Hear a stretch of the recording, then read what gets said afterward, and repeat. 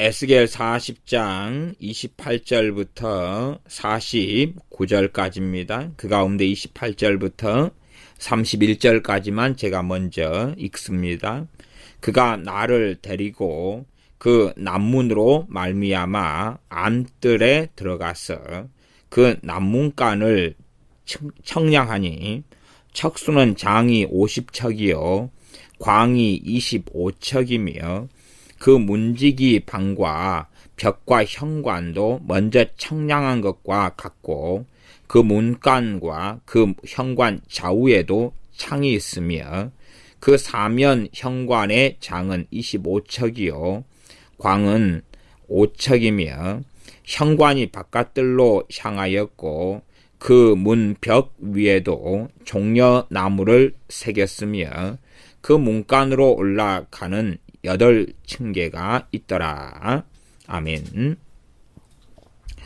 에스겔 40장 27절까지에는 성전이 에스겔 선지자를 통해 보여주는 이 성전, 그래서 통칭하면 에스겔 성전이라고 이렇게 지칭하자, 그렇게 제가 말씀드렸습니다. 이 에스겔 성전이 크기가 가로 세로 에스겔 성전의 전체 터가 가로 세로 500규빗입니다. 52cm 정도로 한 규빗을 잡을 때에 260m 곱하기 260m가 나오는데 거기에 서편 쪽에는 들어가는 출입하는 문이 없고 동편 그리고 북편 남편 그렇게 세 군데 출입하는 그러한 현관이 되는 통로가 되는 그런 건물이 있었습니다. 담이야 이 성전 전체를 둘러싸는 담이 6규빗, 6규빗, 높이가 6규빗, 또 두께가 6규빗 되는 우리식으로 이해하면은 이 담장 자체가 52cm 곱하기 6규빗, 5, 6, 30, 한 3.2m의 두께와 3.2m의 높이가 되는 어마어마한 두께와 꽤 상당히 보통 그냥 우리식으로 하면 어른 여자분들 한국적으로 하면 이런 분들 두 사람이 위에 서야 되는 그런 높이가 되는 그런 담장으로서 둘러싸여 있으면서 통로가 현관이 되는 것이 바깥에서부터 들어오는 통로가 세 군데. 그래서 그것이 50규빗 곱하기 25규빗 그리 되는 그 통로가 되는 건물이 세 군데가 있다 그랬습니다. 그렇게 해서 이 세 군데 안에가 문지기 방이 양가에 3개씩 있고 기둥이나 이런 데에 종려나무 가지가 이 벽문 위에 새겨져 있는 그리고 그 벽 사이에 창이 있었다. 그런 구조로 돼서 이 총 3군데의 동문 그리고 북문 남문 서문은 없고요. 이 3군데 통로로 에스겔 성전의 외곽에서 성전 밖에서 들어간 통로가 되는 새 건물을 다루었습니다. 이제 오늘은 28절부터가 다시 거기에서부터 동문이라면 동문 현관 밖에가 계단이 있었어요. 그 계단이 7계단입니다. 7계단을 올라가 가지고 동문 현관으로 들어갑니다. 그렇게 해서 그 길을 통과를 걸어간다면은 50규빗을 걸어가야지만이 그 현관까지 나와 가지고 바깥들로 들어가게 됩니다. 바깥들. 그런 바깥들까지 50규빗이 되면은 50규빗이 한 26m를 걸어가야 되지요. 그러면서 문지기 방을 양옆에 사이드로 해서 총 6개를 통과해 가지고 현관을 나와서 바깥들로 나갑니다. 바깥들에서 직선거리로 반드시 동문이라 그러면 동문 그 건물, 출입구가 되는 건물을 통과해 가지고 반드시 100규빗, 100규빗이면 52m, 100m의 한 절반 정도를 반드시 걸어가면 동문 쪽이라면 이 바깥들에서 안뜰로 들어가는 또 건물이 나옵니다. 건물이 나와요. 이게 바깥에 있는 동문 현관이 되는 건물이 있고, 그 다음에 안뜰로 들어가는 건물이 있어요. 그러면 남문에서는 남문 외곽의 건물을 통과해가지고 가면은 바깥들이 나옵니다. 바깥들의 직선거리가 남문 쪽에서도 100규빗, 52m를 걸어가면은 다시 남문 안뜰로 들어가는 또 현관이 나와요. 그렇게 따지면 총 성전을 들어가서 어디까지냐 그러면 저기 안뜰, 말하자면 안뜰을 우리가 이제 번제단이 있는 곳을 안뜰로서 우리가 이해한다면은 그까지 들어가려면은 통로를 두 군데를 통과해야 됩니다. 두 군데를 통과해 가야 돼요. 두 군데를 통과해 가지고 가야지 두 건물, 두 현관이 되는 건물, 가로 세로가 우리 수치로 한다면은 26m 곱하기 13m가 되는 가로 세로, 그렇게 해서 되는 건물을 통과해 가고 다시 가로 세로 26m, 13m가 되는 건물을 통과해야지만이 번제 다니는 안뜰로 들어가게 됩니다. 여러분이 정사각형을 생각하시고 그 안에 정사각형에서 세 군데가 통로가 되는 건물을 세우고 담장을 3.2m로 높게 세운 다음에 그 다음에 현관을 통과해 가지고 가면 바깥들, 거기에서 다시 직선으로 52m 100규빗을 걸어가 가지고 다시 안뜰로 들어가기 위해서도 현관이 되는 건물을 통과해야 되고, 현관이 되는 건물을 통과할 때 다시 그 사이드에가 문지기방이 또 있습니다. 그 안뜰이 되는 그 건물들, 통로가 되는 건물들에 대한 이야기를 지금 28절부터는 하고 있습니다. 그럼 28절을 제가 읽어보겠습니다. 그가 나를 데리고 그 남문으로 말미암아 안뜰로 들어갔어. 그럼 남문으로 말미암아 안뜰에 들어가니까 마지막 24절부터 27절까지가 성전 밖에서부터 외곽의 문을 통과해서 남문 이야기가 나옵니다. 남문으로 이제 마지막 맨 처음에 동문, 외곽이 있는 통로가 되는 북문 건물, 그 다음에 남문 건물, 그렇게 왔다가 남문 건물에서는 단지 그 건물만 전체로 보는 것만이 아니라 아예 거기를 통과해서 바깥들로 들어갑니다. 바깥들, 성전 안에 있는 바깥들. 그리고 바깥들을 통과해 가지고 어디로 가냐 그러면 그 남문으로 말미암아 안뜰로 들어간다 그 말이에요. 안뜰로. 그러니까 안뜰에 들어가면 뭐가 있냐 그러면 번제단이 있습니다. 번제단이 있어요. 안뜰로 들어가 가지고 거꾸로 이제 거기에서 남문 통로가 되는 곳을 청량해요. 청량하니까 남문이 되는 이 통로가 되는 건물을 청량하니까 척수가 장이 25, 장은 길입니다. 그다음 광은 폭은 25, 장이 50척이고 광이 25척이고, 말하자면 외곽 통로가 되는 새 건물하고 크기가 똑같아요. 그것이 안뜰에서부터 거꾸로 이제 바깥뜰로 지금 나가는 상황인 것 같아요. 왜냐하면 안뜰로 들어가가지고 거기서 거꾸로 나오면서 치수를 청량한단 말입니다. 그렇게 해서 보니까 외곽의 통로가 되는 새 건물과 안에 통로가 되는 새 건물이 크기가 같습니다. 계속 읽어보면 그 문지기방과 벽과 현관도 먼저 청량한 것과 같고 그 문간과 그 현관 좌우에도 창이 있으며 30절 그 사면 현관의 장은 25척이요 광은 5척이며 사면에 이제 현관이 있었다 그런 이야기를 합니다. 여러분이 그런 것을 잘 이해가 안 되면은 이 모형도를 자료를 제가 올려놓은 게 있는데 그것을 함께 참조하면서 보시면 되겠습니다. 모형도가 다 맞지는 않습니다. 그러나 기본 이해를 하는데 도움은 될 거라고 생각합니다.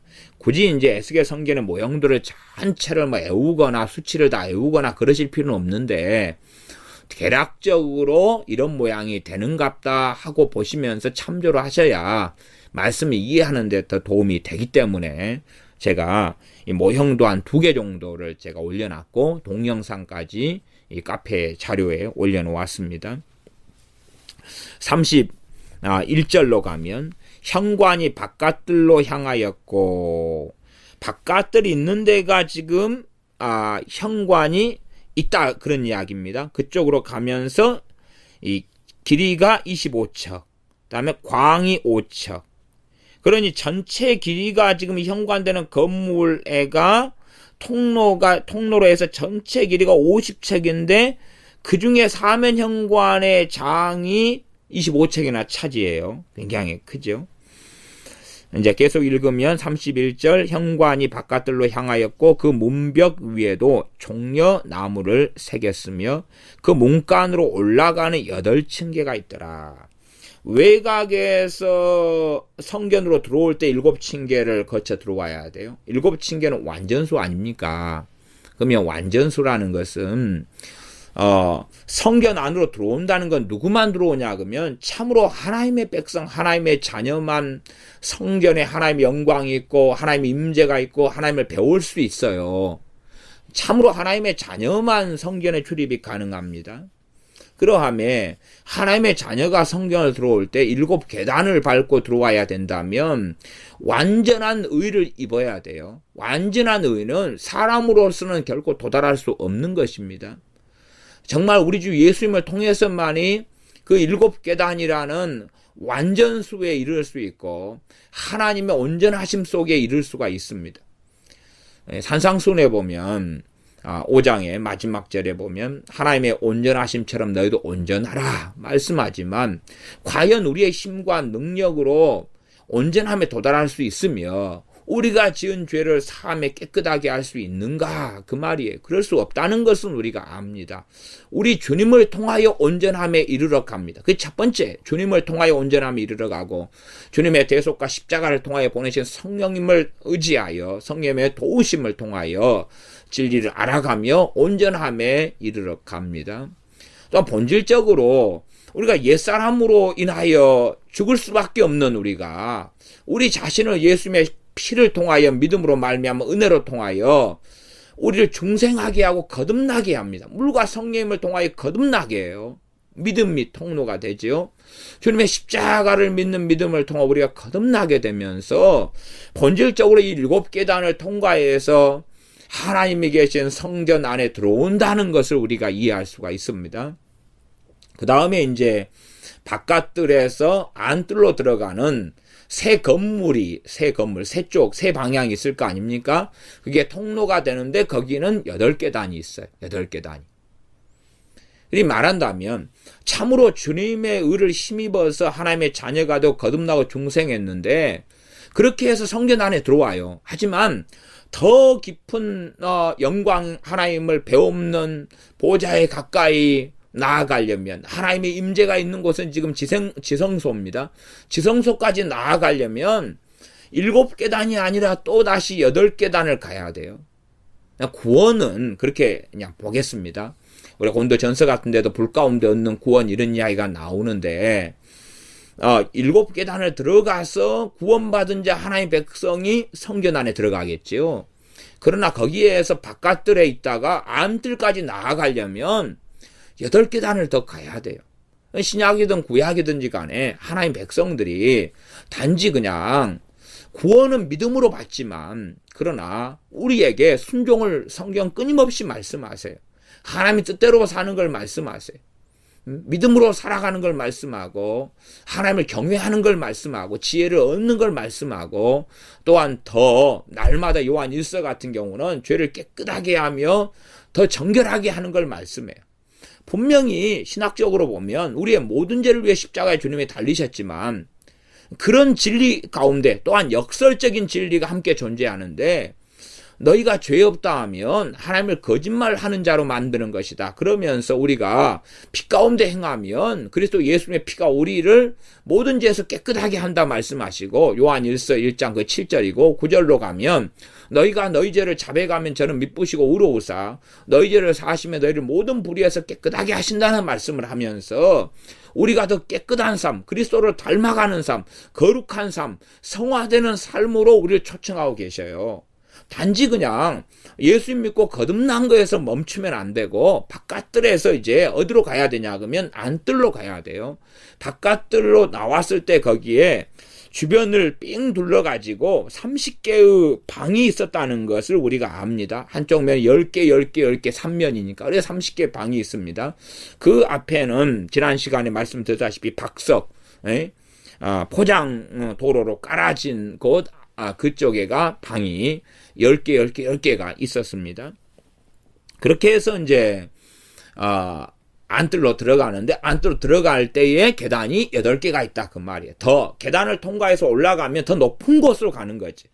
우리의 믿음은 침륜에 빠지고 퇴보해야 될 것이 아닙니다. 계속 앞으로 나아가고 전진해 가야 돼. 내가 어디 선에서 만족한다면 실제로는 우리의 믿음은 약화돼 가고 퇴보돼 가는 것입니다. 세상적으로도 그러지 않습니까?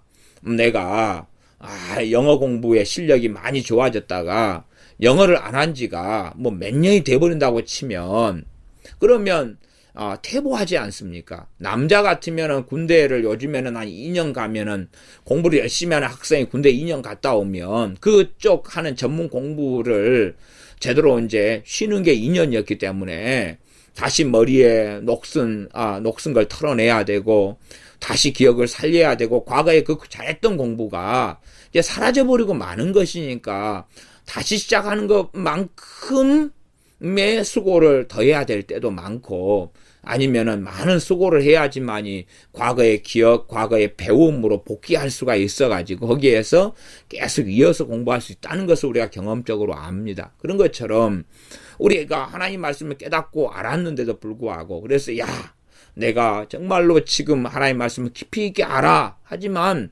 성경 읽기를 한 5년은 안 한다고 생각해 보십시오. 심지어는 그렇게 생각합시다. 극단적으로 그냥 기도를 한 1년, 5년 안 해버려요. 그럼 그 사람의 신앙이 5년 전, 1년 전의 신앙하고 그대로 같을 수 있느냐 그 말이죠. 같을 수 없습니다. 우리의 믿음은 계단을 밟아가면서 성장해 가야 돼요. 어린아이 신앙이 청년의 신앙, 청년이 장년의 신앙으로 성장해 가야지만이 우리의 믿음은 퇴보하지 않습니다.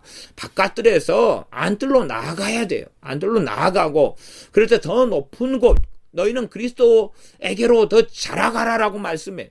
그리스도를 아는 지식이 가장 고상하다고 사도 바울이 말씀하는 것처럼 주님을 알아가야 됩니다. 주님을 알아가야 돼. 이 바깥들에서 안뜰로 들어갈 때도 가로 세로가 50척 꼬박이 50큐빗, 50척 꼬박이 25척, 50큐빗 꼬박이 25큐빗이 되는 그러한 26m 곱하기 길이가 전체 길이가 26m 곱하기 폭이 13m가 되는 그 건물을 통과해 가야 됩니다. 거기도 또 문지기 방이 있어요. 그러함에 우리가 문지기가 있다면 문지기가 뭘 검사하고 확인할 것 아닙니까? 회사로 이야기한다면 경비원이 회사 직원인지 아닌지 아니면 통행증을 가지고 있는지 안 가지고 있는지 회사 직원 명찰을 가지고 있는지 그렇지 않은지를 확인하잖아요. 일일이. 아무 차나 들어오지 못하게 하고 중요한 곳일수록 확인하는 문지기가 있는 것을 압니다. 그런 거에 바리케이드도 쳐져 있고요. 그래서 허락된 차량이다 하면 버튼을 눌러서 바리케이트를 이렇게 자동으로 올려주면 허가된 차량이 나오고 그렇게 하지 않습니까? 그런 것처럼 문지기 방들이 좌우에 그대로 있어요. 더 안뜰 바깥들에서 안뜰로 통과할 때도 그렇다 그 말이에요. 그러함에 우리가 참으로 하나님 말씀의 진리의 길을 걸어가야지만 그 정해진 것을 통과하면서 주님을 알아가야 돼. 66권의 말씀을 통하여 하나님 말씀도 좀 어려운 이야기지만 젖의 말씀이 있고 단단한 말씀이 있다는 것을 고린도 전서나 혹은 또 이 연약한 자를 너희가 받대하는 로마서 말씀 등을 통해 우리가 압니다. 그런 걸 통해 알아요. 가장 기초가 되는 말씀, 회개의 교리, 믿음의 교리, 또한 부활과 심판의 교리, 세례들의 교리, 성령 세례, 물 세례 등의 또한 안수의 교리 같은 히브리서 6장에 나오는 가장 그리스도 교회의 초보가 되는 교리들의 그 바탕 위에서 더 높은 믿음의 건물을 지어져 가야 되고, 너희는 경건에 이르기를 연습하라, 훈련하라 하는 말씀 우리가 듣습니다. 너희가 믿음의 선한 싸움을 싸우라, 죄와 싸우라, 피 흘리기까지 아직 너희가 죄와 싸우지 아니했도다 하는 많은 그의 음성을 듣고 너희 마음을 강팍해 하지 말라 등의 말씀을 우리가 듣습니다. 그러면서 그 말씀을 통하여 믿음이 성장하고 자라가고 주님을 닮아가면서 이 계단을 올라가고 계단을 통과하여서 안뜰로 들어가기 위하여 문지기를 지키고 있는 통로를 통과합니다.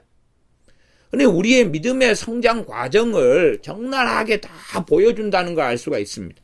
그리고 통과하는 그 창의 좌우에는, 또한 좌우 문벽에는 종려나무가 새겨져 있죠. 정말 우리가 하나님을 원망하거나 하나님을 탓하거나 책임 전가하거나 가만히 있어서 하나님이 해주겠거니가 아니라, 하나님을 정말로 손에 종려나무 가지를 들고 흰옷을 입으면서 호산나 찬양하고 하나님을 경배하고 우리 주 예수님을 경배하고 감사하고 찬양하고, 그래서 시편에는 하나님을 기뻐하라 나오고, 데살로니가전서 5장에는 항상 기뻐하라 이렇게 나오면 첫 번째 이 말씀의 연결점이 뭐겠느냐는 것입니다.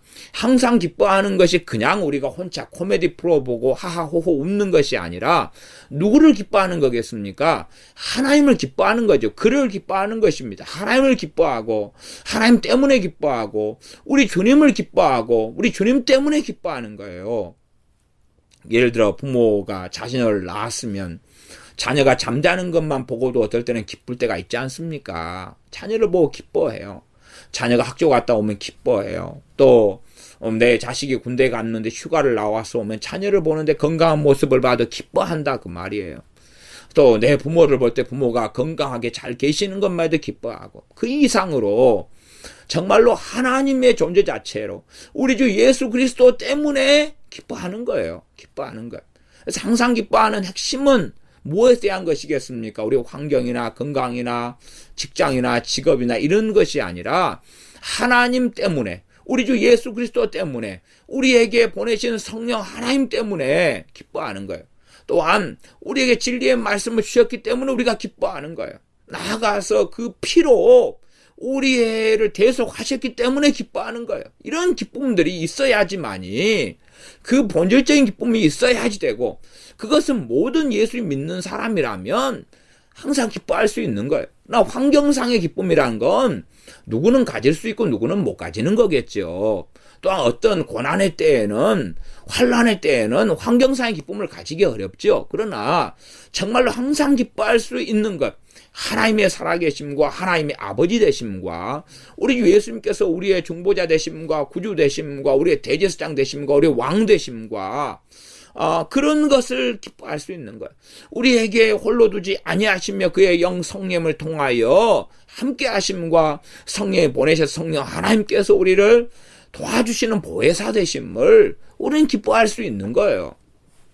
그러하면 이 오산나 하고 경배할 때에 얼굴을 찡그리거나 짜증과 원망 속에 하지 않겠죠. 너무나 기뻐서 환호하겠죠. 이 기쁨 가운데 또한 감사하겠죠. 정말로 감사하고 우리 안에 뜨거운 열정, 절망이 날아가고 우리 안에 슬픔이 떠나가고, 그리고 기뻐서 잔치하는 것 같이 이 종려나무 가지를 들고 주님을 환영하는 것처럼, 오시는 주님을 환영하는 것처럼, 이러한 종려나무가 바깥 현관에서 들어올 때도 있고, 그 다음에 바깥뜰에서 안뜰로 갈 때 통과하는 새 건물에도 종려나무 가지가 계속 있는 거예요. 그러니 우리가 우리의 믿음이 성장하는 여정과 과정을 종려나무 가지를 통해 알 수 있어요. 감사함으로 그 문에 들어가며라고 이야기하죠. 감사함으로 그 문에 들어가며. 참으로 종려나무 가지를 들고 하나님을 경배하고 찬양하고 기뻐하고 감사하고 노래함으로 우리의 믿음이 성장해가고 자라가는 거예요. 우리가 감사할 때에, 우리가 또한 찬양할 때에 하나님의 영광을 하나님만이 받으셔야 되기 때문에, 우리가 하나님의 영광을 가르칠 수 없기 때문에 하나님께 마땅히 돌려드려야 될 영광을 돌려드리면서, 하나님의 영광을 금수와 버러지 형상으로 바꾸지 아니하면서, 우상 숭배 속에 나아가지 아니하면서 종려나무 가지를 들고 하나님을 정말로 찬양하고 경배하는 것. 또한 문지기들을 통과한다는 것은, 이 통로를 통과한다는 것이 뭐겠습니까? 참으로 진리의 말씀들을 가지고 하나님을 알아가며 그리스도를 알아가는 거예요. 사람들의 간증도 도움이 됩니다. 또한 무슨 놀라운 체험도 도움이 될 수 있습니다. 심지어 누가 어떻게 기도해가지고 성령 충만을 받았네, 기도 응답을 받았네 하는 게 참조가 될 수 있겠습니다. 그러나 사람의 체험이라는 것은 각자의 해석이 틀릴 때도 많고, 또한 너무 주관적이 될 때도 많습니다. 체험은 참조가 되지만 체험이라는 것은 66권 말씀의 신여가 되어져야 되는 것이지요. 그래서 참으로 하나님 말씀을 우리가 믿고 살 때에는 반드시 체험이 따라올 수밖에 없어요. 하나님이 살아계신데 하나님과 만나는 일들이 있는데, 우리 주님을 경험하고 만나는 일들이 있고, 우리 안에 임하신 성령의 역사하심이 있는데 왜 체험이 없겠습니까? 그러나 참으로 체험 중심의 신앙이 아니라, 그럼에도 말씀 중심의 신앙으로 우리가 돼야 되고, 그리스도의 말씀을 통하여 주님을 알아가고 닮아가는 것이 이 통로를 통과해 가는 거예요. 그냥 아무 담장이 없고 통로도 없이 바깥들에서 안뜰로 들어갈 수 있는 게 아니란 말입니다. 그러니 사도 바울 같은 경우가 굳이 하는 것은 집사님들에게 맡겨놓고, 초대교회 사도들이 맡겨놓고 사도들이 뭐라고 고백합니까? 우리는 기도하는 것과 말씀 전하는 일에 전무하리라, 그렇게 말씀하시는 것을 우리가 사도행전을 통하여 보고 듣습니다. 그것처럼 기도와 말씀이라는 가장 중요한 것, 또한 기도할 때도 하나님을 경외하고 하나님을 경배하고 감사함으로 하나님께 기도해야 되지, 원망과 분노와 짜증과 슬픔과 불신앙과 의심을 가지고 기도해서는 안 되는 거죠. 바른 통로를 통해서 바깥들에서 안뜰로 들어가는 것입니다. 여기 이제 28절에서는 안뜰로 들어간 다음에 이 남문을 통하여 다시 안뜰에서 바깥들 쪽으로 나오는 방향인 것 같아요. 지금 상황을 보니까. 그렇게 해서 31절에 현관이 바깥들로 향하였고 그 문벽 위에도 종려나무를 새겼으며 그 문간으로 올라가는 8층계가 있더라. 그래서 문간의 8층계를 바깥 뜰에서 8층계로 올라가 가지고 지금 남문의 통로를 통과해 가지고 가는 거예요. 말하자면 50규빗인 26m를 통과해 가지고 들어가서 이제 번제단이 있는 안뜰로 들어가는 것입니다. 다시 32절로 가면은 그가 나를 데리고 안뜰 동편으로 가서 그 문간을 청량했다. 안뜰 동편. 안뜰로 가면 안뜰에서 지금 서편이 있고, 서편 쪽은 어딥니까? 성소 쪽이에요. 그 다음에 서편에서 직선거리로 반대 방향이죠. 성소 반대 방향으로 와야지 이제 동편이 되겠습니다. 안뜰에 가가지고 안뜰 동편이니까 이걸 밖으로 빠져나오는 거예요. 에스겔 성전의 조감도나 모형도나 이런 걸 그리는 사람들 가운데서 관점이 좀 다른 번역을 사용하고 다른 관점을 쓰는 경우가 있습니다. 저는 그래서 안뜰에서 지금 동편적으로 오는 방향으로 저는 해석하고 봅니다. 어떤 사람은 안뜰을 이 바깥뜰하고 안뜰을 바로 연결해가지고 거기에서 번제단 쪽으로 들어오는 쪽으로 번역하고 해석하는 경우도 있어요. 그러나 이제 제가 볼 때는 번제단 쪽으로 안뜰로 보면서 거기에서 이렇게 나오는 방향이 맞다라고 제가 봅니다. 물론 저도 갈대여가지고 또 한 달 뒤에는 또 안뜰의 위치를 다르게도 말할 수 있겠습니다. 그렇게 여러분이 이 말씀의 울타리 속에서 이해를 어떻게 가지는 게 맞을까라고 여러분이 살펴보시면 되겠습니다. 제가 어떤 설명하는 게 100% 다 맞다는 이야기가 될 수 자체가 없다는 것은 다 이해하고 아시지요. 32절은 이제 안뜰에서 안뜰 동편으로 가가지고 거기에서 동편 통로를 통과하게 바깥뜰로 나오는 상황인 것 같습니다. 32절 안뜰 동편으로 가서 그 문간을 청량하니까 문간이 문의 통로입니다. 척수가 장이 50척이요 광이 25척이다. 똑같은 크기의 건물입니다. 그러니 이런 건물이 바깥쪽에서 동, 북, 남 세 건물, 그 다음에 바깥쪽에서 안으로 들어오니까 바깥들이 나옵니다. 성전 바깥에서 계단을 통해서 통로를 통해 들어와가지고 거기에서 다시 안뜰로 가기 위해서 또 세 건물이 되는 통로가 있다 그 말이에요. 근데 이 건물들이 다 똑같은 거예요. 크기 자체가 똑같아요. 그렇게 6건물이 있었습니다. 그 이야기를 합니다. 지금 요것은 5번째 통로가 되는 건물 이야기인데 그것이 동쪽에 있는 안뜰과 바깥뜰 통로가 되는 건물의 5번째 동쪽 건물입니다.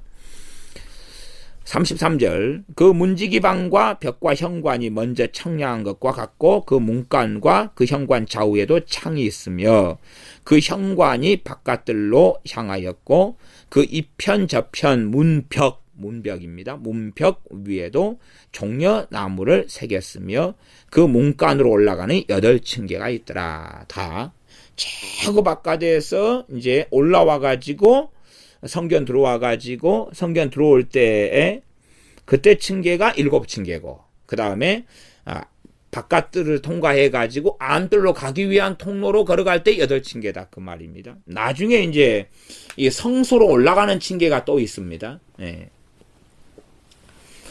다시 35절로 가면 북문 건물로 갑니다. 이제 골고루 가는 거죠. 그가 또 나를 데리고 북문에 이르러서 청량하니 척수가 장이 50척이요 광이 25척이며 그 문지기 방과 벽과 현관이 다 그러하여 그 좌우에도 창이 있으며 그 현관이 바깥들로 향하였고 이편 저편 문벽 위에도 종려나무를 새겼으며 그 문간으로 올라가는 8층계가 있더라. 지금 반복되는 이야기입니다. 38절 그 문벽 곁에 문이 있는 방이 있는데 그것은 변제물을 씻는 방이며 이제 좀 특별한 이야기가 나와 있습니다.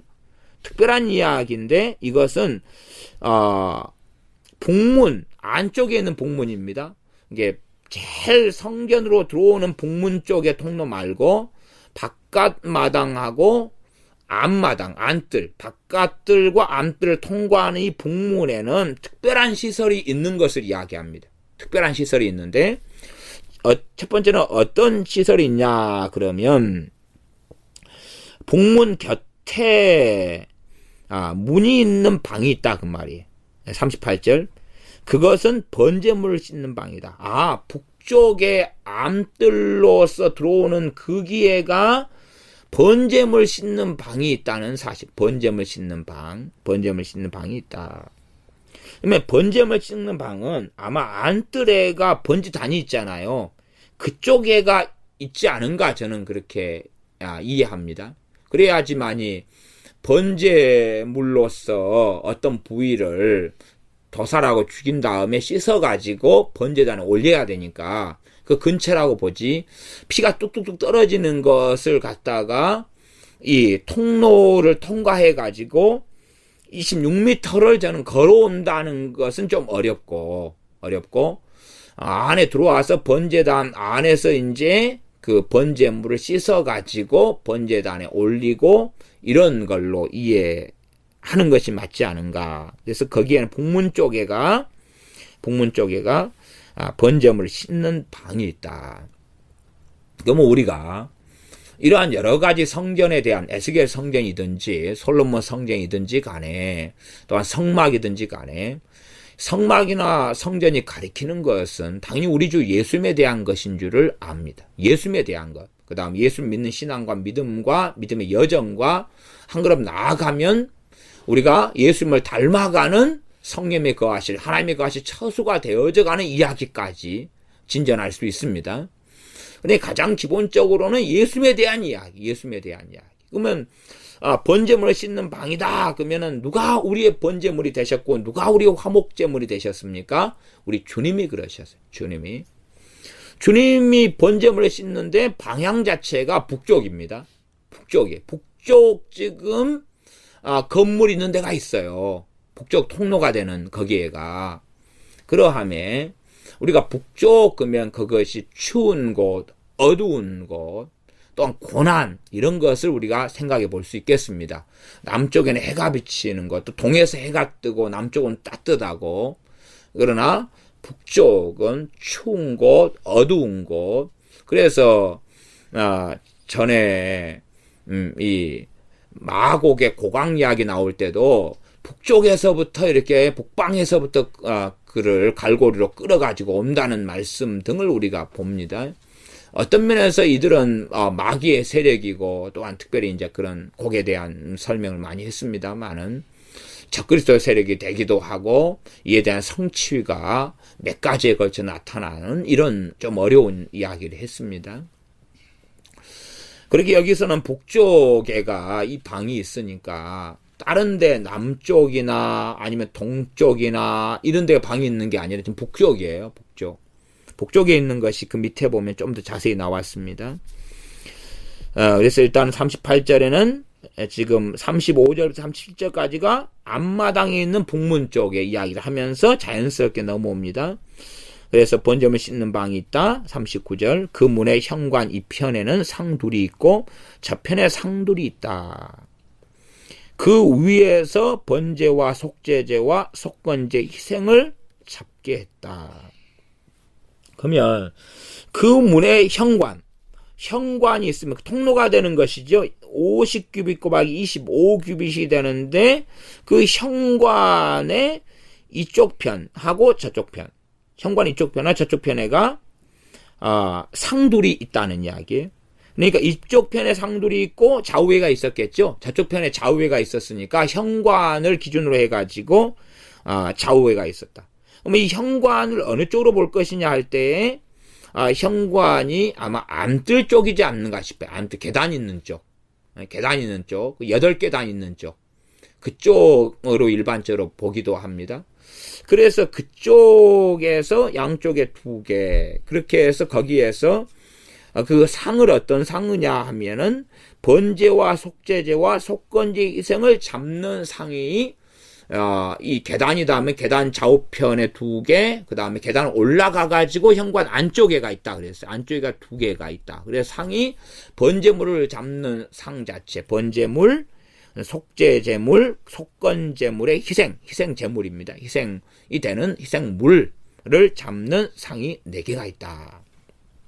40절 그 북문 바깥 곳 입구로 올라가는 곳 이편의 상들, 그러니까 입구로 올라가는 곳이 정확히 나왔네요. 40절에 북문 바깥에서 입구로 올라가는, 무슨 입구예요?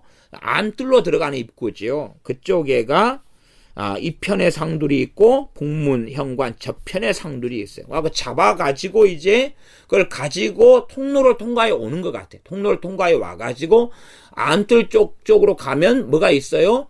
번제물을 이제 제물을 씻는 방이 있었잖아요. 제물 씻는 방. 그러니까 저쪽 안뜰에서부터 나와가 제물 씻는 방 이야기하고 이리 통과해가지고 계단 쪽 8계단 쪽으로 와가지고 계단 쪽 좌우 그 다음에 현관 그 안쪽에가 좌우에가 번제물, 속죄제물, 속건제물을 잡는 이런 상이 2개가 있다 그 말이에요. 그러면 참으로 우리의 번제물, 우리의 속죄제물, 우리의 속건제물이 우리 주님 되시는 줄 압니다. 우리 주님께서 북쪽에서 잡히시는 거죠. 어두운 곳, 다시 말하면 고난, 고통, 주님께서 우리 때문에 환난을 겪고 우리의 번제물, 우리의 속죄제물, 우리의 속건제물, 우리의 화목제물이 되셔서 제물로서 주님이 십자가에 돌아가시고 그리고 이제 그 제물을 끌고 가서 제물을 씻는 방에서 씻습니다. 씻어요. 우리 주님께 십자가에 달리신 다음에 주님을 씻어서 그래서 무덤에다가 세마포 싸고 향품이나 다 해가지고 무덤에 장사를 지내지 않습니까? 아마 그런 것이 연상되기도 합니다. 제물을 씻을 때 되면 주님의 십자가 달리신 다음에 주님이 돌아가셨어요. 그리고 시신을 내려서 주님을 씻어요. 씻어가지고 이제 안식일에 갈 만한 거리가 있는 부자의 묘실에 장사를 하지요. 42절. 또 다듬은 돌로 만들어서 번제에 쓰는 상 넷이 있는데, 또 그러니까, 다시 41절 안 했네. 41절. 문곁 이편에 상이 넷이 있고, 그러니 문곁 상이 굉장히 많이 나옵니다. 저편에 상이 넷이 있어 도합 상이 8이라 그렇게 나오죠.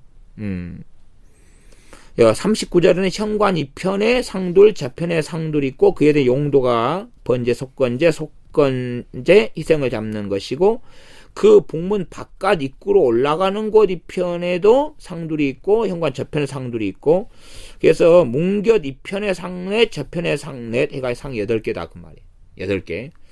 그 위에서 희생을 잡는 소용이다. 42절. 또 다듬은 돌로 만들어서 번제에 쓰는 상 넷이 있는데, 각 장이 1척 반이고 광이 1척 반이고 고가 1척이라. 1척은 한 규빗이니까 1척이면 굉장히 높이가 낮습니다. 높이가 너무 높는 게 아니라 1척이면 여기서는 좀 긴 규빗을 썼었지요. 그래서 한 52cm로 잡으면 그 정도 52cm. 그리고 가로 장이 긴 쪽이 1척 반. 그 다음에 광이 폭이 1척이 됐습니다. 좀 굉장히 아담한 이런 다듬은 돌로 만든 번제에 쓰는 상넷. 번제 희생을 잡을 때 쓰는 기구가 그 위에 놓였다. 번제 희생을 뭘로 잡겠습니까? 칼 같은 이런 도구로 사용하겠지요. 43절. 현관 안에는 길이가 손바닥 넓이만한 갈고리가 사면에 박혔다. 그럼 희생을 잡은 다음에 어디에 걸어놔야 되겠습니까? 갈고리에다 걸어놔야 되죠. 그래서 피를 빼기도 하고 그럴 것 아닙니까? 그렇게 합니다. 그러니 어떤 면에 이 성전이 항상 막 피마다 피냄새로 가득하겠지요. 생각해 보십시오. 황금으로 막 안은 돼 있다고 생각하지만 실제로 끊임없이 피냄새로 가득한 곳입니다. 도사라는 도축하는 소리로 가득하고, 울음소리죠. 울음소리로 가득하고, 우리 주님께서는 어린 양으로서 죽으실 때에, 돌아가실 때에 침묵하시고 재판 받으실 때 침묵하셨다는 거 우리가 압니다. 가상 7년을 남기셨지만은 세상적인 고통으로 울부짖은 게 아니라 참으로 우리의 죄 때문에 엘리 엘리 라마 사박다니 하시며 다 이루셨다 말씀하신 것을 우리가 압니다. 그러함에 이 북문 쪽에서는 얼마나 짐승이 계속 도축되고 도살되고, 그리고 갈고리에 걸리고 피를 흘리고 쏟고 씻고, 그리고 안뜰로 들어가서 번제단에서 이제는 번제로서 하나님께 태워서 부임하다 드리는 것을 봅니다. 그러니 이 북문 쪽으로 오면은 참으로 하나님께 나아가는 사람들은 북문 쪽으로 결국은 와야 될 겁니다. 거기에서 제사를 지내야 될 것 아닙니까? 속죄제, 속건제, 번제나 화목제 등의 제사를 지냅니다. 그러함에 피냄새가 요동하고 진동하는 곳으로 와서 자기들의 죄 때문에 죽어가는 숫송아지나 소나 염소나 이렇게 비둘기나 이런 것을 볼 수밖에 없겠죠. 이제 아마도 이까지가 실제로는 이 헤롯 성전이다 그러면은 번제단이 있는 곳에는 제사장만 들어가죠. 그까지는 번제단이 있는 곳까지는 제사장만 들어가요. 근데 밖에서 잡아가지고 들어가야 되는 입장이죠. 그래서 헤롯 성전 같은 경우는 저기 제가 보는 각도에서는 왼편 쪽에는 이방인의 뜰이 있었고, 성전 성소와 지성소가 있고 그 앞에 번제단이 있는 그 약간 밖에가 이스라엘 사람들 남자들이 이렇게 있는 곳이 있었고, 그 바깥에가 여인들의 뜰이 있습니다. 그런 구성이 되는데, 여기에서는 이제 아마 제가 볼 때는 안뜰은 번제단이 있으니까 안뜰까지는 보통 사람 못 들어가지요. 못 들어가고 제사장까지만 이제 들어가겠죠. 어떨 때는 레위지파 사람들 가가지고 그렇게 협력해서 짐승을 닦기도 하고요. 그다음에 이 바깥뜰 쪽에가 하나님의 자녀와 백성이 있다. 나 우리가 베드로 사도를 통한 베드로 전서를 보면 참으로 예수님을 믿는 사람들이 왕같은 제사장이 되었다는 걸 압니다. 그러하면 우리가 이제는 이 바깥에서 안뜰을 통과해서 그리고 성소를 통과하고 휘장, 주님의 몸으로 찢겨진 그 성소와 지성소를 가른 휘장을 통과해서 하나님의 보좌 앞에 나갈 수 있는 이 말할 수 없는 특권을 얻은 사람들, 그 은혜를 얻은 사람들이 우리들이라는 것을 우리가 압니다. 일단은 그래서 여기에 바깥들 있는 계단이 있는데 이쪽에서 약간 현관쪽을 통과하는 이쪽까지 해가지고 짐승을 잡고 짐승을 걸고 피를 빼고 꼭 각을 뜨고 그러겠죠. 그렇게 해서 이제 통로를 통해서 안으로 들어가서 씻고 그 다음에 번제단으로 가져가고 제물로 바쳐집니다. 이 피냄새가 요동하는 곳에 있으면 얼마나 피냄새가 요동하면 역겹습니까? 참으로 역겹지요.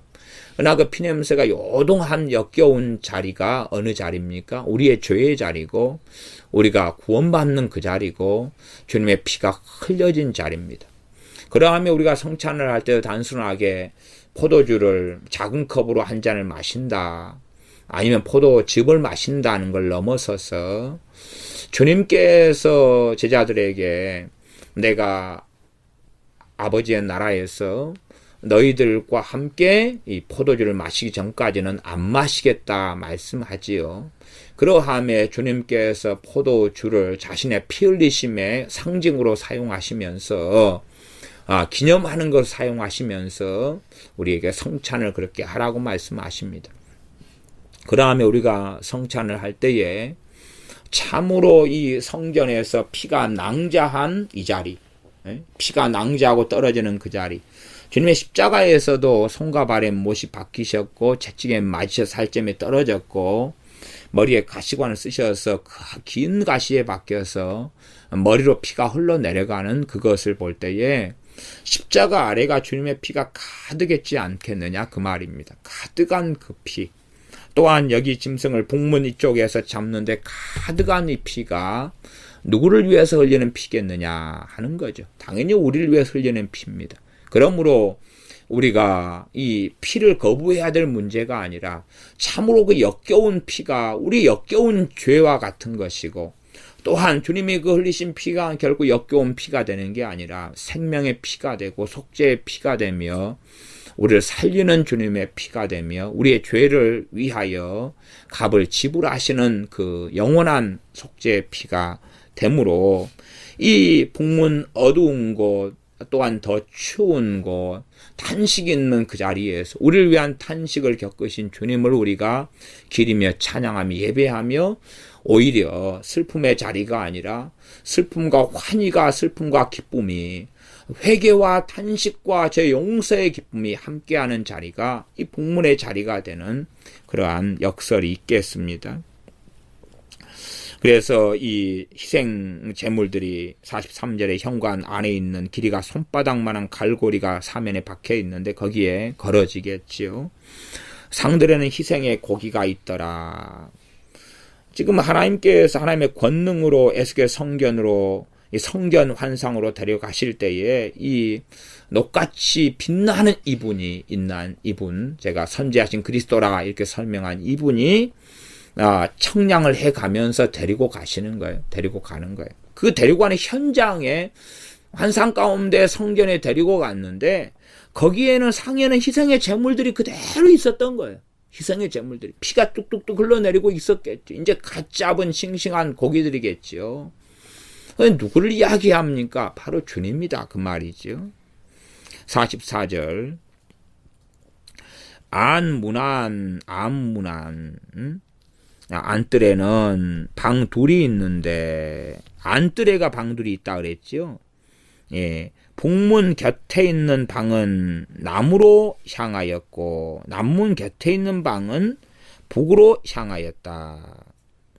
그래서 방이 둘이가 있는데 북문 곁에 있는 방은 남쪽, 남문 곁에 있는 방은 북쪽으로 향한 방 둘이 있었다 그래요. 방 둘이. 근데 이 개정개혁판하고 개혁성경은 틀리니까요. 44전 좀 틀립니다. 쟤는 지금 개혁성경을 읽고 있으니까 개정개혁판에는 한 단어가 더 추가되어 있습니다. 번역이 좀 미흡한 부분이 있다 볼 수 있는데 개혁성경이요.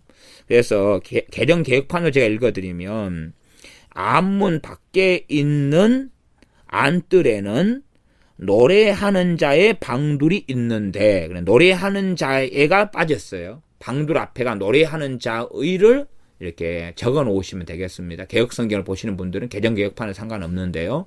노래하는 자의 방둘이 있어요. 찬양하는 자지요. 네, 복문하고 남문 쪽에 노래하는 자의 방둘이 있다. 그리고 용도가 이제 나와 있습니다. 네, 그래서 이 방둘이 있다. 거기에서 복문이라면 복문에는 봐보세요. 복문에는 바로 희생 제물을 씻는 곳이고 거기가 복문 통로 그 앞쪽에가 짐승을 잡는 이러한 희생을 잡는 다듬어진 돌로 만들어진 상이 8개가 있고 피가 뚝뚝 흘러가고 이것을 지금 복문 그 곁에서는 피냄새도 나고 짐승을 데리고 들여오고 그런데 노래하는 자들 찬양한단 말이에요. 그렇죠? 그 다음 남문 쪽에는 지금 복문하고 지금 반대편입니다. 반대편인데 방향이 어느 방향을 보냐고 복문 쪽을 봐요. 복문 쪽을 보면 보여요? 안 보여요? 보이죠? 짐승과 재물을 끌고 들어오고 방에 들어가서 씻고 하는 걸 이 남문 쪽에 있는 찬양하는 방은 북문 쪽의 방향이니까 그게 보여요. 그리고 남문 쪽으로 있지만은 북문 쪽에 있는 방은 당연히 그 현장 옆에 있기 때문에 그걸 생생히 보고 알죠. 무엇을 찬양합니까? 짐승 재물이 잡혀서 하나님과 화목하게 되어지는 것, 죄를 용서를 받는 것, 또한 죄가 씻어짐으로 하나님께 나아갈 길이 열리는 것, 그러한 주님의 십자가의 역사, 구원의 역사, 용서의 역사, 은혜의 역사, 또한 성소를 향하여 손을 들고 기도하면 들어주리라 하는 기도 응답의 역사, 우리같이 부정하고 더러운 사람들이 주님의 피를 통해 깨끗하게 되어지는 그 놀라운 역사, 그 하나님의 은혜, 우리 주 예수 그리스도의 대속을 이 노래하는 자, 찬양하는 자들이 이 방에서 경배하고 찬양하는 거죠. 단지 방에서 찬양한다기보다는 저는 그렇게 이 찬양하는 방이 실질적으로 하나님께 지어지도록 명령하셨지만 한 걸음 나아가서는 참으로 우리가 주님의 대속 앞에서 끊임없는 찬양을 드려야 된다. 끊임없는 찬양과 경배를 드려도 부족하다. 그것이 실상은 처음 사랑을 가지고 있는가 가지지 않은가를 청량하는 것 중에 하나가 될 것입니다. 단지 그냥 고난주의를 맞이해서 혹은 부활주의를 맞이해서 그래서 주님의 대속의 은혜를 찬양하고 감사하고 노래하는 것이 아니라 우리 주님의 십자가로 인하여 사도 바울이 고백했던 것처럼 끊임없이 주님의 다시 오심을 고대하고 기다렸던 사도 바울이지만 그러나 나의 자랑은 십자가에 달린 그리스도, 나의 자랑은 그리스도의 십자가 외에는 자랑할 것이 없다 했던 그 고백이 우리 고백이 되어져서 주님의 죽으시는 그것을 우리가 믿음의 눈으로 보고 주님께 십자가 달리신 것과 죄로 인하여 우리 죄로 인하여 죽으신 것을 보면서 찬양하고 감사하고 경탄하고 경배하는 그 찬양의 노래소리가 우리의 삶 속에서 끊임없이 울려 퍼져야 사실은 그 정도 돼야 안뜰 정도 들어온다. 안뜰.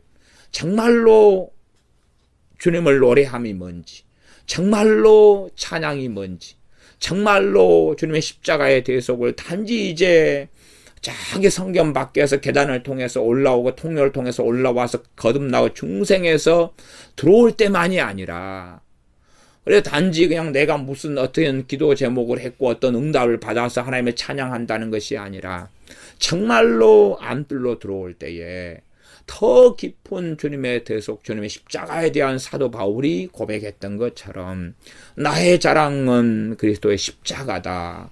나의 자랑은 그리스도의 십자가다라고 이야기했던 그 고백이 우리에게 동일하게 있어야 한다는 이야기입니다.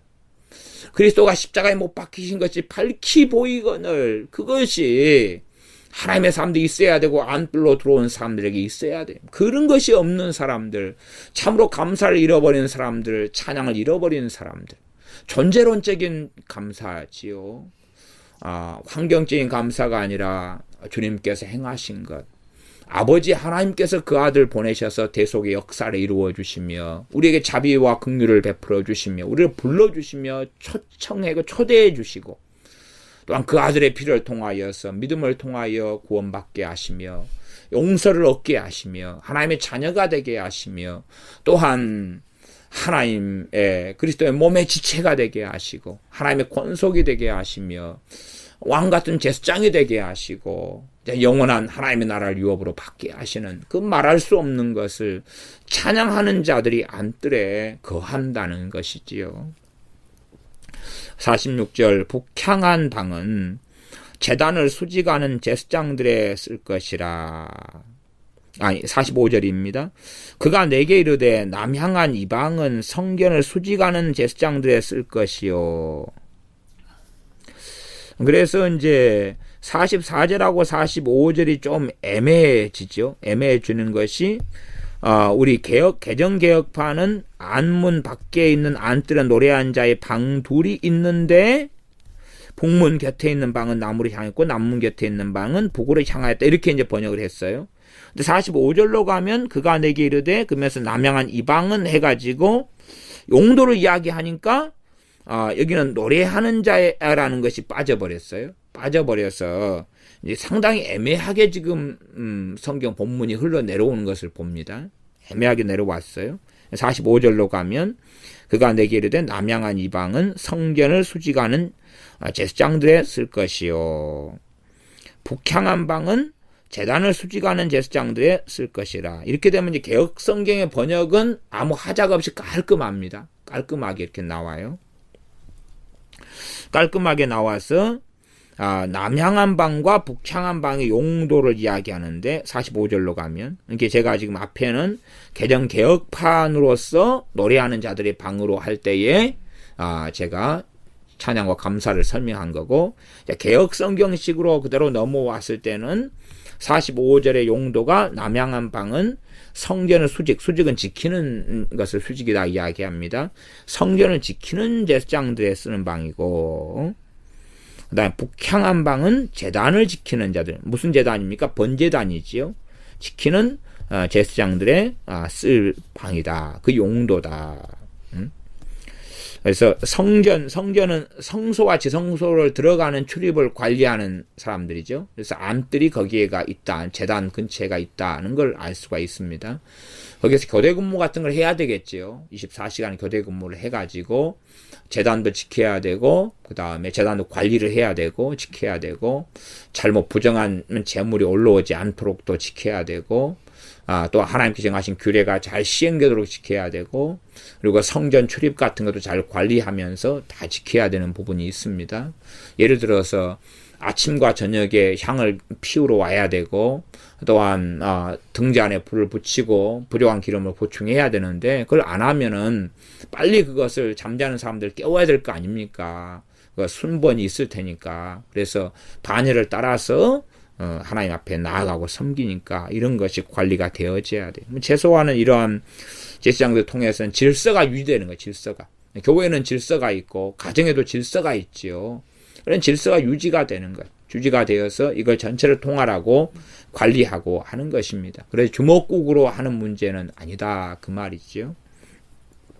한편으로는 이 제사장들을 주의 종의 자리에서 이야기하고 지도자의 자리에서 이야기한다면 그런 부분을 조정하고 통제하는 지도자가 필요한 것이죠. 그게 없이는 교회가 바르게 되어질 수 없습니다. 물론 이들은 하나님의 명령과 하나님의 말씀을 따라서 행하는 거지 자기의 사사로운 정욕과 자신의 생각과 판단으로 행하는 것은 아니게 되어야 맞을 겁니다. 47절 그가 또 그 뜰을 측량하니 장이 100척이요 광이 100척이라 네모 반듯하며 제단은 전 앞에 있더라. 이제 암뜰이죠. 암뜰을 측량해 보니까 이 암뜰이 얼마냐 그러면 가로 세로가 가로 세로 100규빗이다 그 말이에요. 100척 100큐빗이 가로 세로가 나옵니다. 그러면은 어디서부터 한번 와봐야 되냐 그러면 전체의 이 성전, 이 바깥 담에서부터 이 바깥에 있는 이 건물 자체가 50규빗이잖아요. 50규빗. 그 다음에 50규빗을 통로를 통과해가지고 현관을 나와가지고 안뜰로 오니까 안뜰 직선 거리가 제 안뜰로 들어가는 또 동양한문이다 그러면 동양한 쪽에 건물로 들어갈 때가 100규빗이에요. 합치면 150규빗이죠. 그 다음에 안뜰로 들어가는 통로가 되는 그 건물이 길이가 50규빗이에요. 그러면 200규빗이죠. 그 다음에 이제 안뜰, 제단이 한가운데 있는 안뜰, 말하자면 성소 앞에까지죠. 그까지가 100규빗이에요. 그러면 300규빗이잖아요. 300규빗. 300규빗이고, 그리고 이제 성소 자체가 지성소 20, 그 다음에 성소 40, 그러니까 60이고 앞에가 현관의 길이가 또 나와 있어요. 현관의 길이가 20규빗이에요. 그러면 80규빗이죠. 그렇게 하면 380규빗, 그 다음에 뒤편에 사편뜰에 뒷건물이 또 있어요. 그러니까 합쳐가지고 500규빗이 나오는 500규빗. 이게 대강 수치적으로는 이해가 되죠. 직선거를 딱 이렇게 빤 듯이, 이 동편 담이 돼 있는 출입하는 그 현관 끝에서부터 저쪽 지성소 뒤에가 서편뜰 뒷건물이 있어요. 용도 약간은 불명해. 뒤까지 갈 때 그 거리가 500규빗이다 그 말이에요. 500규빗. 담을 빼고요.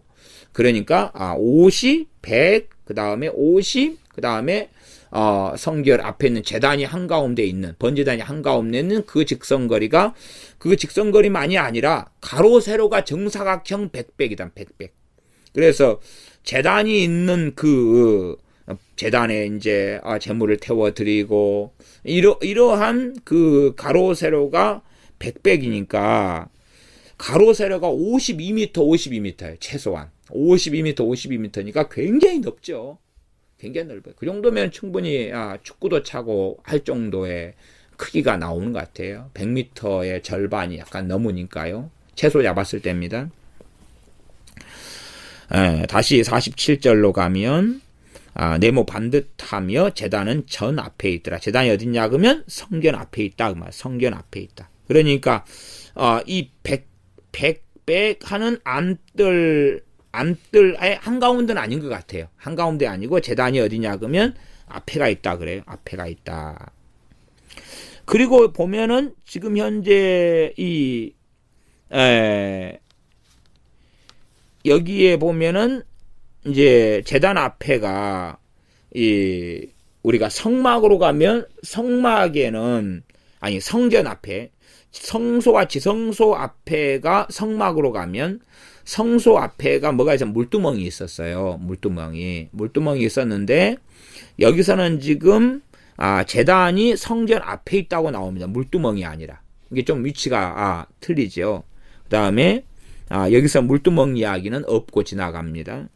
48절 그가 나를 데리고 전문 성전문입니다.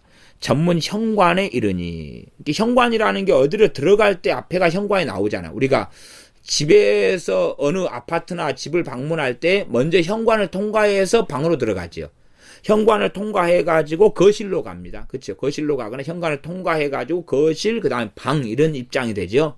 현관은 어디 출입하기 위한 신발도 벗어놓고 이런 데 현관 아닙니까?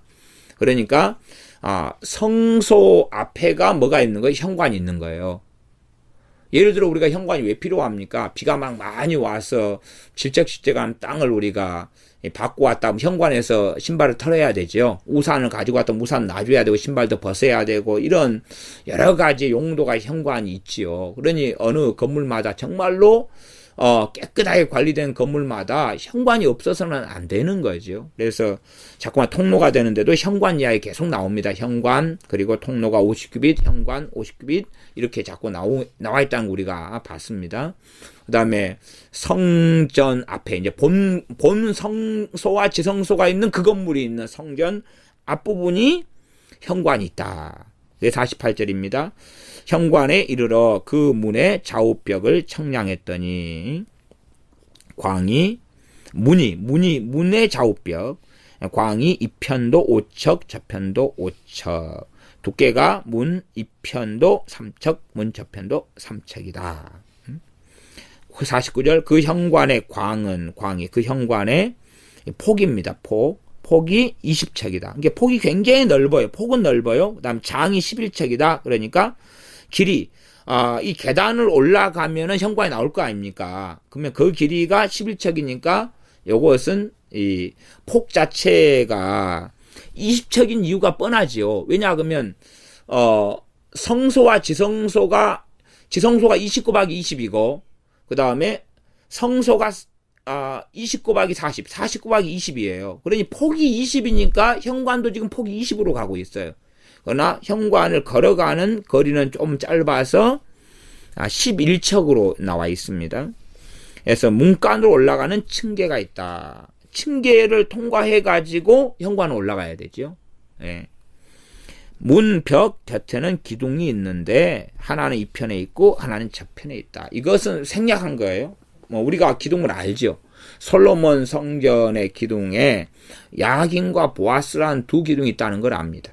야긴은 뭐냐 그러면 그가 세우리라. 하나님께 세우신다는 이야기. 또 보아스는 그에게 힘이 있다. 그러면 야긴과 보아스 기둥이 있는데 우리가 이제 단지 그냥 그에게 이야기했는데 그 하나님이라고 안 그거 그에게 그가 세우리라 그에게 힘이 있다. 그러면 일반적으로 이제 하나님이 세우리라 이렇게 이제 보는 것이 맞지요. 맞는데 한 걸음 나아가서 보면 성전은 누구에 대한 이야기다 그랬습니까? 우리 주 예수 그리스도에 대한 이야기라 그랬어요. 그러면 그가 세우리라 그러면 그가 하나님을 지칭하지 않았으니까 그를 예수 그리스도로 보는 것도 옳다 그 말이에요. 하나님이 세우는 모든 건 하나님이 세우는 게 맞아요. 하나님 아버지께 세우셔요. 그 아들을 통해 세우시고 지금 성전의 모든 것의 핵심은 우리 주 예수 그리스도의 대속사이고 예수 그리스도에 대한 이야기. 그러함에 그가 세우리라 할 때 야긴 할 때 그가 세우리라 할 때에 복음을 이야기할 수밖에 없는 야긴이라는 기둥이 누가 성전의 기둥처럼 하나님께 쓰이리라 그런 게 아니 기둥이 우리 주님을 이야기하는 거죠. 주님의 복음을 선포하는 거라고 저는 이해하고 봅니다. 그가 세우리라 그럼 주님께 세우시라. 히브리서 말씀에 온전케 하시는 이인 예수님을 바라보라 그랬어요. 우리를 누가 온전케 하시느냐는 거. 우리 주님께서 온전케 하시는 거. 주님께서 온전케 하시는 거. 진리의 말씀을 통하여 성령을 통하여 우리를 온전케 하시는 거예요. 그가 세우리라. 우리를 온전한 자로 누가 세워 가시느냐. 내가 내 힘과 내 의지와 내 결심과 내 능력으로 하는 게 아니라 주 예수 그리스도께서 우리를 세워 가시는 거예요. 또한 보아스 그에게 힘이 있다. 정말로 우리는 우리 자신에게 재능이 있고 힘이 있고 지혜가 있을 거라고 생각하지만 참으로 너희는 나를 떠나서는 아무것도 할 수 없느니라. 나는 포도나무여 너희는 가지니 말씀했던 대로 우리의 능력의 원천은 예수 그리스도라는 사실이. 그러니 보아스 그러면 그에게 힘이 있다. 우리의 능력의 원천이 예수 그리스도예요. 우리의 능력의 근원이 예수 그리스도시고 그러함에 우리 주님의 능력을 끌어오도록 우리에게 주님의 이름을 주셨고 너희가 내 이름으로 구하라. 또한 주님의 이름으로 내가 성령님을 내 이름으로 보내리라. 이 말씀하셔서 성령이 우리의 권능이 되시며 능력이 되시며 우리 안에 성령의 능력을 통하여 우리가 그리스도인다운 삶을 살아가게 된다는 사실입니다. 그래서 이 성전에 이제 다음 41장에는 성소 쪽으로 지나가는데 더 깊이 밖에서부터 자꾸 들어왔습니다. 그러면 다시 안뜰에서 다시 바깥쪽으로 나가면서 함께 살펴보았습니다. 이 성전의 주인공은 주님이고 성전은 우리 주 예수님에 대한 모형과 그림자라 하고 히브리서 8장 9장에 말씀했던 걸 상기하면서 이 성전에 대한 여러 이야기를 통하여서 반드시 주님을 만나는 사람들이 되어야 되겠습니다. 기도하겠습니다. 우리 주 예수 그리스도 주님을 찬양하며 예배하며 경배합니다. 우리를 위하여 속죄, 제물, 속건, 제물, 화목, 제물, 번제물이 되신 주님을 찬양하고 경배합니다. 또한 북편 어두운 곳 고난과 환난을 통과하시며 비참한 어려움과 고통을 낫고 천한 인간의 몸을 입고 오셔서 우리를 위해서 십자가의 골고다 언덕길을 걸어가신 주님을 찬양하고 경배합니다. 우리 주님의 십자가의 복음이 식상한 것이 되는 것이 아니라 참으로 항상 경탄하며 감사하며 노래하며 기리는 주 예수 그리스도의 순환과 고난과 또한 예배와 찬양이 우리에게 넘쳐나게 하여 주시옵소서. 주님의 십자가를 묵상할 때마다 주님을 사랑하지 않을 수 없는 사람들, 그 아들을 보내신 아버지 하나님을 사랑하지 않을 수 없는 우리가 되게 하여 주시옵소서. 그리하여 우리 주님의 십자가의 영광을 도둑질하거나 또한 잊어버리거나 멸시하거나 금수와 버러지의 형상으로 바꿔버리는 어리석은 사람들이 아니라 주님 배울 날까지, 이 땅을 우리가 마치는 그날까지 주님의 십자가를 노래하고 감사하며 찬양하며 주님의 속죄와 대속을 감사하며 노래하며 주님의 죽으심을 통하여 우리가 용서받으며 우리가 구원받으며 하나님 앞에 설 수 있게 되어 싸운즉 그러한 주님의 은혜 속에서 노래하며 사는 우리가 되게 하여 주시옵소서. 예수님의 이름으로 기도하옵나이다. 아멘.